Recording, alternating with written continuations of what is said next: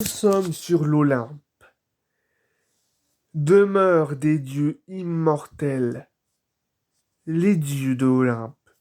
Ils sont 12 au total, 12 dieux et déesses. Je vais vous les présenter un par un, et vous dire leur histoire. Commençons par Zeus, le dieu des dieux, le maître suprême de l'univers, fils du titan Chronos et de l'assassine Rhea. Il avait jadis tué son père, forcé, j'ai dit forcé son père à recracher ses frères et sœurs, et avait livré la titanomachie. Zeus est aussi un fin séducteur. Nombre de personnages féminins ont succombé. Déesses, évidemment, mortelles aussi, et bien entendu, aussi des nymphes.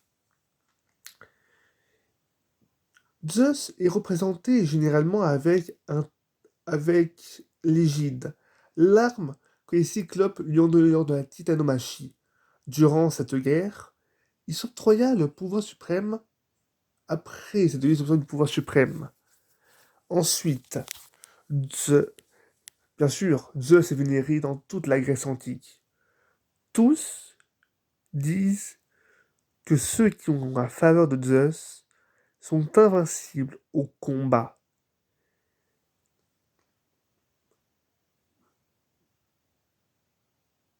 Ensuite vient Poséidon. Poséidon est le maître des mers et des océans. Il est le frère de Zeus. Lui aussi, fils du titan Constantin Tendria. Comme la plupart de ses frères et sœurs, il fut mangé par Cronos dès sa naissance. Poséidon gouverne la mer depuis. Poséidon est le dieu des mers et des océans. Il commande à toutes les créatures marines. Il est représenté généralement avec un trident avec lequel il déclenche aussi les tremblements de terre. Poséidon est celui qui est responsable des tremblements de terre sur Terre. Ainsi, beaucoup de cités vénèrent Poséidon. Beaucoup de temples lui sont consacrés. Va le troisième frère, l'aîné, Hadès. Comme Zeus règne sur les cieux et Hadès et Poséidon sur les morts, et Poséidon sur les océans, Hadès, lui, règne sur les enfers. Il est ce dieu à la fois craint et fragile. Hadès n'a pas, comme ses frères, été infidèle à son épouse, la belle Perséphone, qui est, entre parenthèses, sa sœur. Après, nous avons Héra, fille de Cronos et de Rhea, sœur et épouse de Zeus. En réalité, c'est sa quatrième épouse. Il a d'abord eu la déesse Arus, Métis, qu'il mangea pour pouvoir éviter que que son futur fils ne vienne pas au monde et ne le détrône pas, comme lui-même avait détrôné son père, Cronos. Puis, il prit Mnémosyne, la déesse de la mer. Mais on ne mange pas la déesse de la ruse sans tirer de graves ennuis. Zeus est pris d'une Zeus est pris d'un mal de tête si violent, si soudain, que son fils, Héphaïstos, dieu des forgerons, lui assème sur le crâne un coup de marteau. De la tête fendue du roi des dieux sort une divinité.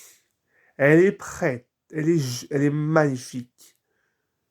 Avec son casque et sa cuirasse, sa lance à la main, elle est prête à la bataille. Athéna vient de naître. Disons-le d'emblée, Zeus est un fin séducteur. Il est ce qu'on pouvait appeler aujourd'hui un charreau. Ensuite vient Héra. La dé... Héra est la... non, non, attends, je me répète.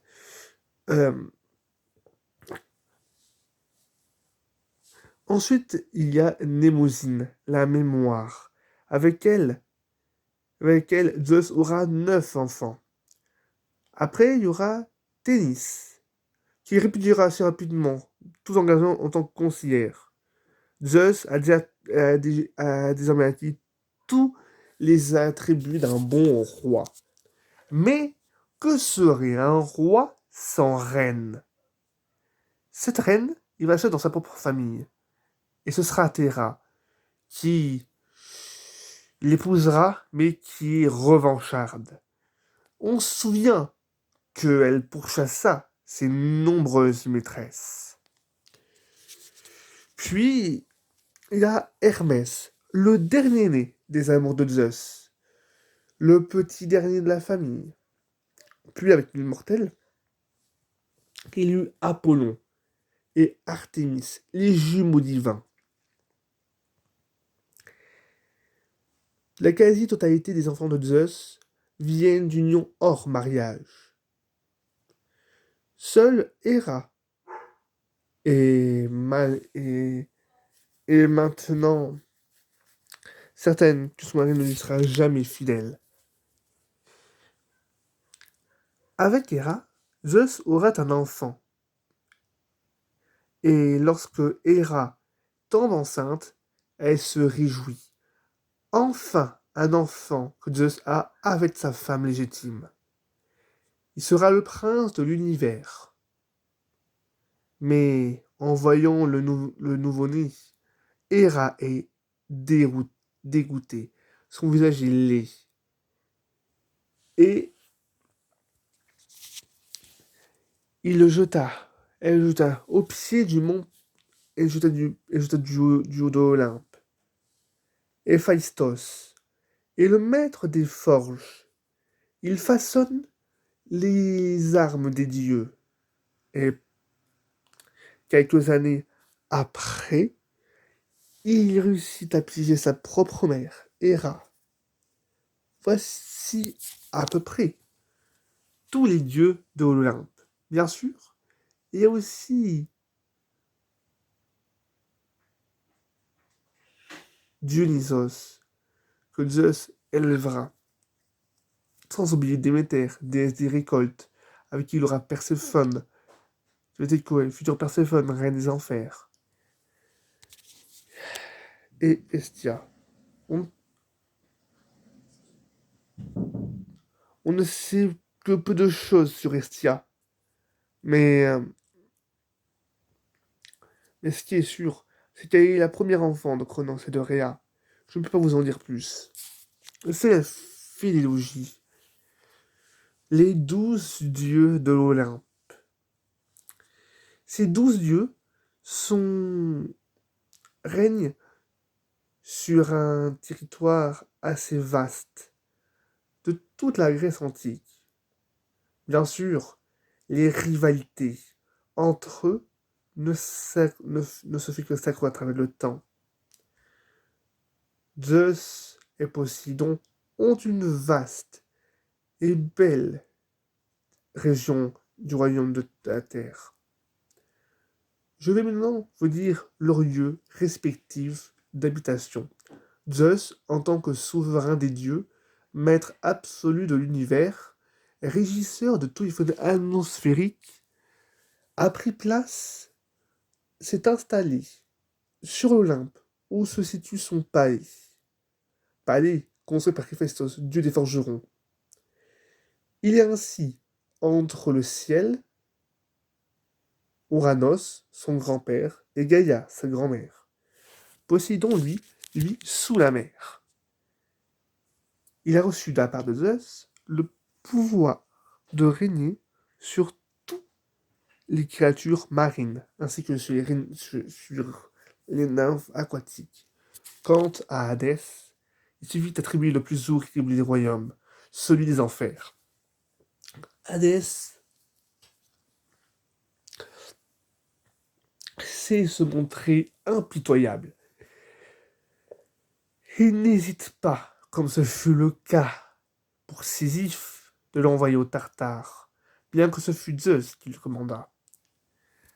Hadès règne sur les enfers et sur toutes les... Il dicte ses lois. Bien sûr, il a de nombreux lieutenants pour l'accompagner dans son combat, dans son règne. Parmi ces lieutenants, les plus célèbres sont Charon, le batelier, humble serviteur du Seigneur des Ténèbres, et Cerbère, ce chien à 3 têtes qui garde la porte des enfers, aux côtés de Perséphone, aux côtés de Hadès et Perséphone, sa nièce et femme. Hadès l'avait jadis enlevé pour le demander en mariage. Zeus a fait un bien, mais Déméter ne voyait pas ça ainsi. Elle avait supplié à Zeus de lui rendre Perséphone. Finalement, un compromis fut trouvé, et Zeus dit que une moitié de l'année, Hadès et Perséphone resteront dans leur royaume, et l'autre, Perséphone, pourra venir ici avec sa famille, lui et Déméter. Si tous les dieux d'Olympe sont à peu près égaux en droit et en pouvoir, les divinités mineures sont leurs laquais. Aphrodite, née de l'écume et du ciel, la situation d'Aphrodite parmi les dieux d'Olympe est assez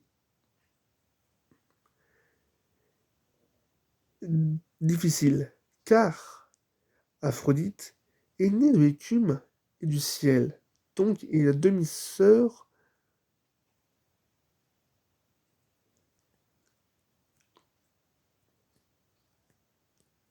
et donc la grand-mère, je crois, ou la grande-tante de Zeus. Bon, les dieux d'Olympe règnent sur toute la Grèce antique. Bien sûr, chacun se divise en dieu protecteur. Chacun s'irrite. Il peut se montrer très colérique, comme Zeus, ou comme Hadès. Les dieux d'Olympe fascinent et émerveillent, mais ils terrifient.